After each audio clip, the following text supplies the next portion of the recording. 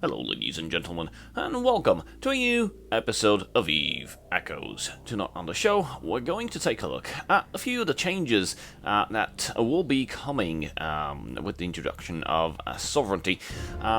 There's quite a lot of changes also on the live server, and I did manage to get a decent video out there, but there's plenty of others that might have covered it. So during today's video, we're going to see a bit how the map has changed, because there are some interesting changes there, and how exactly the sovereignty looks like on the map. This is not, I don't think this is on the live server yet, but don't forget to actually participate in the public test server. Why is that? Is because you'll get some decent amount of skill points as rewards. Just 20,000 skill points by default just for joining in on the test server. You can do that with multiple accounts if you have alt accounts or alt characters, just to make sure that you get some skill points for them as well. And also, if you participate in the destruction of a Citadel, of a corporation Citadel, that's the new type of Citadels that will be hitting live server once the sovereignty update is deployed, you'll get an additional 100,000 skill points. I think everything is written inside this game announcement right here. So the new features that are on the public test server and will be hitting live, some interesting changes is the time limit for T7 Plus encounters is now of 6 hours instead of just 3, mostly because it probably, like harder, and it probably is difficult to handle them. I don't know if you do it in multiple phases or whatever, and they've been increased to 6 hours, and this is actually good for people running encounters. It fixed an issue where NPC pirates had too many of the same types of modules fitted. Now, this was a problem indeed. It was kind of obvious, mostly because whenever you'd destroy the NPCs after the NPC update, even though the fittings would be much richer, you would have been able to notice some drop rates, like which seemed kind of weird, and that's because of this problem. And NPCs spawning like with multiple warp disruptors or with multiple shield extenders or whatever, the same items of the same type, and this has been fixed, so the NPC fittings now vary on properly. The global order limit of the market has been adjusted from 1 billion to 99 billion. Now, the limits, somebody in the comment section actually mentioned this a while ago, that he's really anxious to get some update on the market ordering limits. Why? It's because I've noticed this myself whenever I try to get into the market and try to sell something. I would notice that the maximum amount for value, for example, for a ship, would be like 2 billion ISK. Now, this might sound like it's an okay limit. Well, yeah, because up until now, most of the ships did not have a value exceeding 1.6, 1.7 billion. I'm talking about the faction cruisers, that is, the Healer, the Ashimu, they're around 1.4 now, something like that. But with the introduction of the Macarials, Rattlesnakes, Valgorns, exceeding any dot of imagination that you can muster, it's 9.4 billion. I think I mentioned in the previous video, 9.4 billion for a Rattlesnake trading at the moment. And because of this market limit that you're unable to put up stuff for sale with prices higher than 2 billion, the Rattlesnakes have mostly been selling under contracts. So yeah, this is a nice addition. And one of the most important changes, you can now change settings to auto skip the login opening cutscene. Now, unfortunately, you cannot access the settings from inside the main menu, so you actually have to get into the game and actually log in and then go into the settings and make sure to tick that checkbox to disable the login cutscenes and stuff. It'll save you time. Actually, there's like a couple of clicks that you need to do just to skip that intro cinematic. But nonetheless, it's a good feature because we get to enter the game at a much faster rate, given the fact that it's a mobile game, and we tend to enter the game, leave the game, enter the game, leave the game. Like in the span of 5 minutes, sometimes I enter the game 3 times, and every time if I close the game, or I don't just lock my phone and the game just sits in the background, and I do get disconnected, and the main menu doesn't pop up immediately, and the application restarts, then I have to go through the same cutscene over and over and over again. So it was, I don't know, in the back of my head, like, oh, good dear Lord, can we get rid of this? So we did got rid of it, which is nice. Client performance improvements, lower the group shield effects, resolution, and lower graphics quality. This was an issue that was brought by many pilots that had lower-end devices, and even when sitting with low graphic quality, they would still feel like a tremendous load on them. I'd say machines, devices. When, of course, playing on a phone, because when playing on an emulator, I don't think you can feel the problems, mostly because PCs usually have dedicated graphic cards. Like, sure, the phones also have a dedicated chip for the video, but the phones in the end are just small and just compacted in there, and phones get heated up due to that. Self-destruction added to capsules. That is another great improvement. So now people can no longer hold you against your will captive, kidnapped in space, because there's been stories of people being held in there for days. Why is that? Well, the server has maintenance once a week, so in between those 7 days,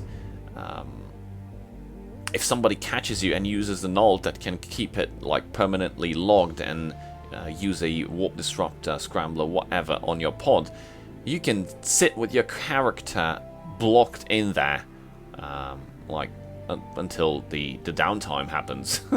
After the downtime, just make sure that you log in back quickly and try to get the hell out of there, because otherwise, if you log back in and they're still waiting for you there, and if you don't manage to warp in time, you'll be stuck again for 7 more days, which sucks.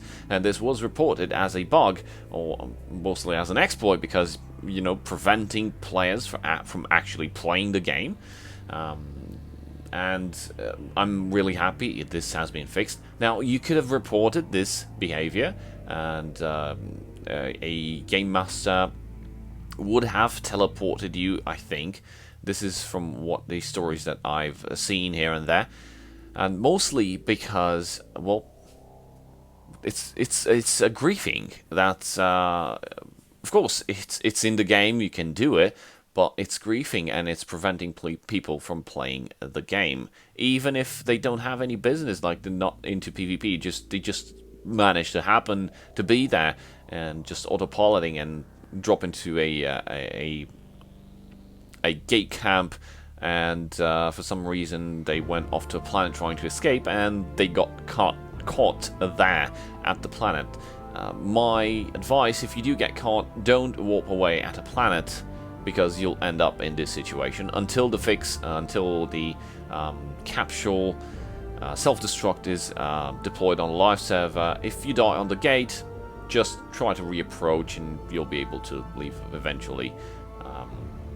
Even with webs, even with everything, you'll still be able to get to the gate and then jump, and then if there's nothing on the other side going to, like a bubble, trying to keep you there, you can just warp away and mind your own business. So that was a pretty sad moment in the history of Eve Echoes, where people have been kidnapped inside the game, held against their will. Fixes. Fixed an issue where it was possible to reset drone attack timers by tapping the drone button rapidly. This was a sort of an exploit.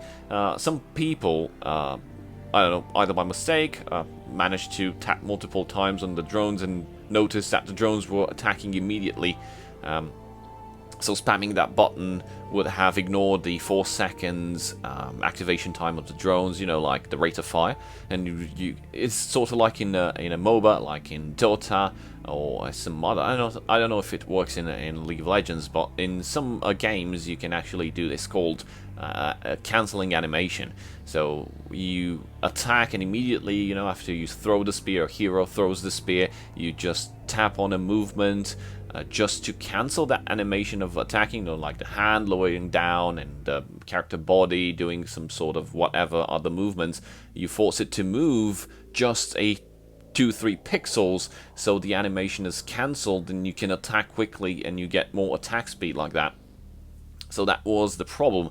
But now the fix that on the test server, be sure to report this if you see it. The fix is causing yet another problem with drones actually no longer activating at all in some instances, and I've seen people complaining about. So if you do experience this problem, be sure to report it. We're on the test server, so it will definitely help like prevent this issue from reaching the live servers.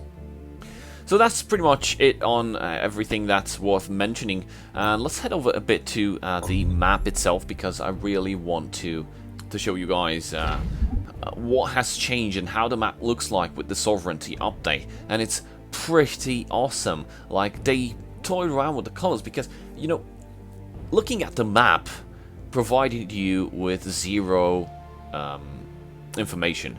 And they've changed it in a good way, but also in a bad way, as in some cases that I've noticed.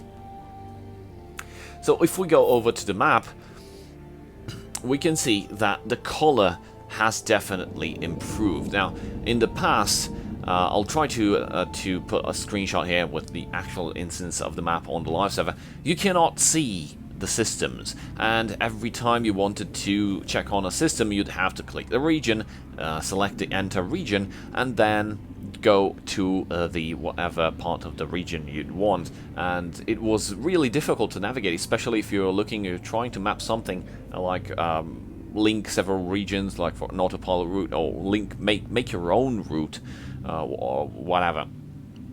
And this was really difficult. The map was really difficult to navigate. Now it's really, really simple. As you can see, the map has boundaries now, and unfortunately we cannot reach the like the wormhole space, which was sitting in this bottom right corner, 11 swipes from the actual New Eden map.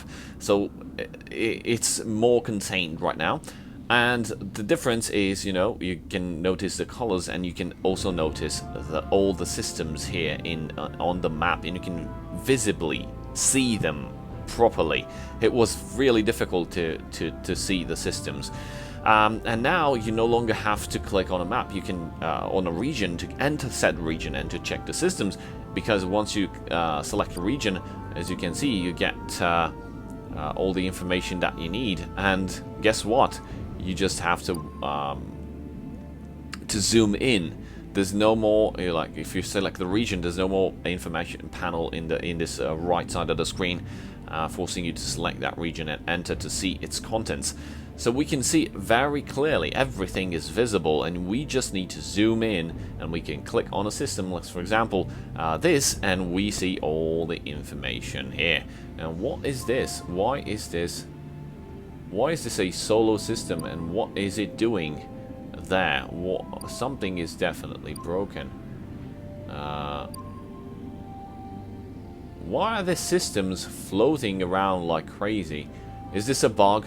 This is definitely something to report. Let's see, Paranob. No, this is the entire region. Malden Heath. We've got Hamatar. Oh, that's why, I think. No, there's a couple of systems here that makes no sense. So we've got Metropolis. So did we get those systems to activate? Yep. So those systems, because it's located in Hamatar. If I click on the Hamatar, yeah, this is really a bug. Be sure to report it. So you cannot select systems that are intertwined within regions, and that's a problem. One more thing, we've got the new filter. So aside from the colors, as you can see, we've got the security level, we've got the stations, and now the stations are clearly visible with this. Well, sort of speaking. We know there's station everywhere around here. There's stations in here, for example. There's stations in Esoteria, yet we cannot see them unless you select the region of space. So that is meh. It would be nice to see the whole map. This is another bug. Be sure to report it. We can only see the blobs of red in high sec, where a system with high concentration of stations is. But in regards to nullsec, you actually have to click the region, so you get to see the red circle-ish areas where systems contain stations. So this is a bug definitely worth reporting. Another interesting filter is the sovereignty info. So let's click on that and be amazed. Yeah, look at that. That's epic. That is epic, my friends. So we have, takes a bit to load everything. It looks like a delay. And we have already on region, we have the dominant faction that has claimed, and that's a heart. Let's see, it's Boop. So Boop has a heart, I think. Yeah, that's a dominant faction present here. So that's why the region has an icon attached to it. As you can see, we have Veil of the Silent Tribute. We've got Immenseia, Impasse, Faith Abolis, Esoteria.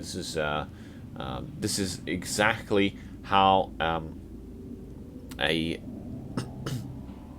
sovereignty status map should look like, and it's pretty good. The only problem are, of course, overlapping stuff. So let's take a look at Esoteria. There's a couple of problems, as in, you can see some of the constellation tags overlap some systems, and you can't actually see what's happening there. So hopefully that will get fixed. This is another bug that's worth reporting. I'm actually showing you bugs not because I want to make fun of the game or its current state. I'm showing you bugs because, you know, a bug receives priority in fixing whenever there's plenty of people being impacted and there's plenty of people reporting it. A bug's priority changes to like a higher level if the impacted population is high, or at least the affected system is important to the game. So this is not actually yet important, but if, however, a lot of people are impacted by this, well, because you won't be able to navigate, it will receive a higher priority and it will get fixed. That's how bug fixing works. I'm a software engineer and I'm telling you this out of my own experience, and I'm really hopeful, and I definitely know that this is how NetEase is working as well, because we've seen problems with exploits and with critical issues that have been fixed because they've been reported by a lot of players inside the community, even by us content creators. So it's definitely something that you might be worth looking into. By the way, we still have our giveaway, and the community question of the week is, what is your favorite weapon system and why? Please leave a comment in the comment section, and if you already commented on other videos, on our previous video when we announced the giveaway, you don't need to copy the comment here. This is mostly for other people that have missed the previous video to engage and to leave their own comments. I will be randomly picking 2 winners for Omega combo prizes, and the giveaway will be ending on Monday next week. So please be sure to participate. Leave your comment in the comment section answering the community question of the week. What is your favorite weapon type, weapon system, and why? So that's pretty much enough information that I want to spam you guys for today. However, we still have something interesting. We managed to hop on the test server yesterday, and we managed to take down one of the corporation Citadels. We set it up with a different character just to be able, on a different corporation, just to be able to blap it and gain the bonuses, like for the participation in the test server. You know, you get to 20,000 skill points just by entering the test server, and by destroying a corporation Citadel you get 100,000 extra if your character appears on such a kill mail. So be sure to like and subscribe if you like what we're doing here, and of course if you really want to, oh my god, we're losing connection. If you really want to help me support this channel and keep this channel alive, this YouTube channel membership, you can donate something as small as $2, link in the description. And that's pretty much it for today. I hope you learned something. Thank you guys for watching. A very big shout out to my channel supporters. Please be sure to stay on the video if you want to see how the station went down. And that's pretty much it. Cheers.